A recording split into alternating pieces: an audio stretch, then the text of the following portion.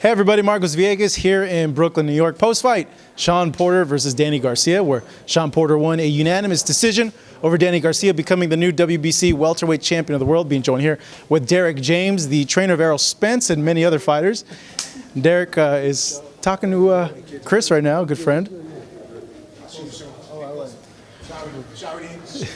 Okay, I had to see you, man. I love you, man. I love you, brother. Right here. Derrick, so I will. I'm gonna tell him when I get home. Yeah. Derrick, so Shawn wins tonight via unanimous decision.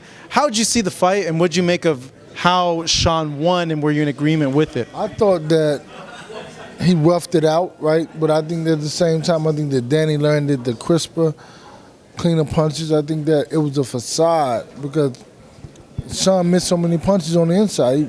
He was not landing shots on the inside, right? A lot of times he put a lot of pressure on him. He was missing a lot of shots, and I think that from the judge's perspective, maybe they saw him landing them, but in reality, I'm watching him, he wasn't landing the shots. So if you go back and watch, you see he put a lot of pressure on, but he missed a lot. I think it was a very exciting fight. It was everything that we wanted it to be. I mean, because you come out, you know, now the thing about it, when a fight like this happens, you got another fight next week, you get to compare the two, right? And there's no way that fight next week will compare to this fight this week. Nowhere easy.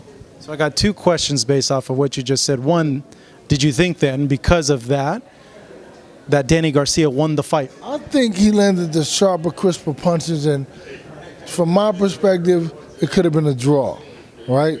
But he didn't win the fight. You think the closest it could have been is a draw? The closest could have been is a draw. I think maybe Danny could have won the fight, edged by a little bit, but really, it was a draw. I mean, I think Shawn, the finesse, he showed his tenacity, especially towards the last 2 or 3 rounds, showed his desire to win. I think that Danny sat back and tried to, you know, kind of ease it out, but Shawn kept the motivation, kept the fire. He was getting hit with good shots, but he kept coming.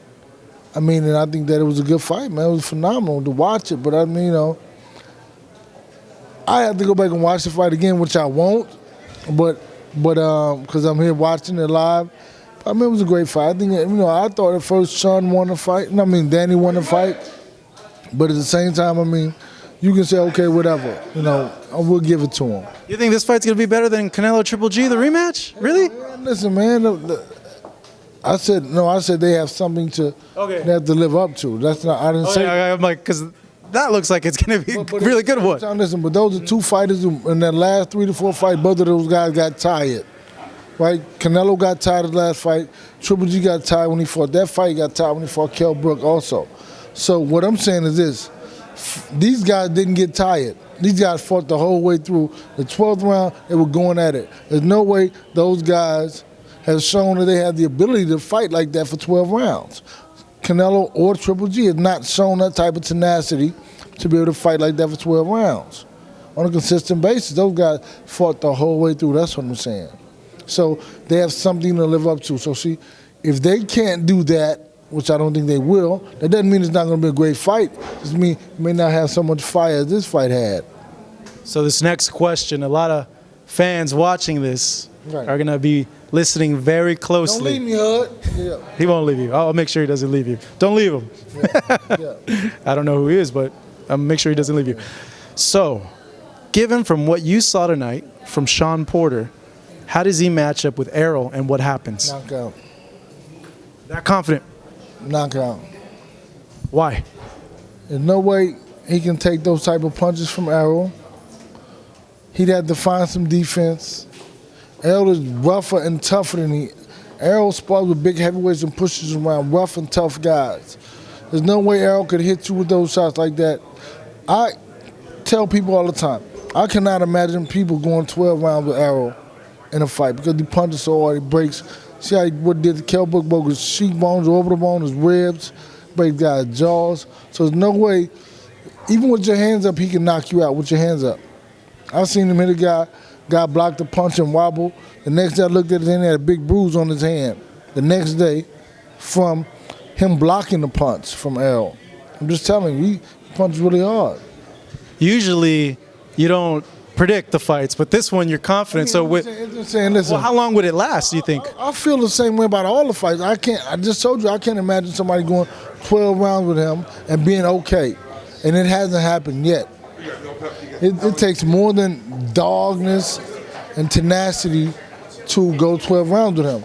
And it's not about moving around. I mean, nobody moves in the ring better than Jermell Charlo. He's very athletic, very slick, very, mobile, and he's able to do it. So it's not.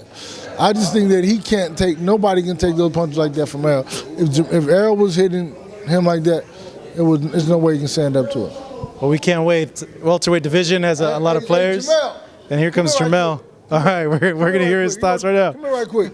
I'm doing an interview, right? So he asked me, what do I think going to happen when Errol fights Shawn Porter? What do you think? I'm going to knock him the fuck out in the first 2, 3, 4 rounds. Listen, tell me this. Can he take those punches that he took from Danny? No, nigga, not even in the first 2 rounds. They keep going. All right, I'm out. I just told you. I'm telling you. I mean, I'm not. I can hear harder than everybody in boxing. Look. Knock him out. I'm just being honest. I mean, I love Shawn Porter. Danny Garcia, I love it's PBC thing, it's movement, it's showtime, but he knock him out. All right, Derrick, we can't wait. That's going to be a good matchup, and the welterweight division is stacked right now. Here with Derrick James, the trainer of Errol Spence, the Barclays Center in Brooklyn, New York, where Shawn Porter becomes the WBC welterweight champion.